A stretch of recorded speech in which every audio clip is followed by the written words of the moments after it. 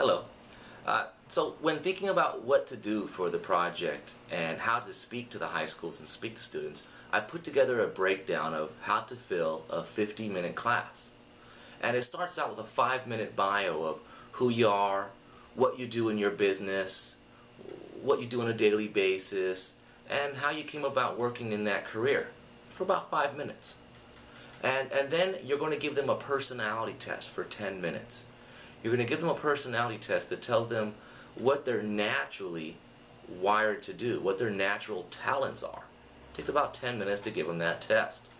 And then for about 10 minutes after that, you're going to study the results of the test, showing them their strengths and their weaknesses. And this is something that I will provide. And this helps students work with all of their relationships. If they know what they're naturally good at and know their negatives, they'll really be able to start to focus on those items early on. For instance, folks who aren't detail-oriented but have a passion for getting into a career like accounting, they need to know to work on those numbers and to be detail-oriented and start to work on that now.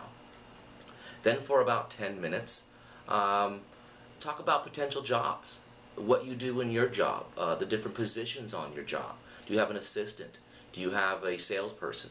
Do you have a marketing person? List the different jobs and maybe just keep listing them. Nurses, doctors, cops. And then see what personality traits would be in tune with those particular jobs for about 10 minutes. Then for about 5 minutes I talk about the theater of the mind. How much potential the brain has compared to any computer. When knowing that you can reboot any computer to work exactly how you want it to work.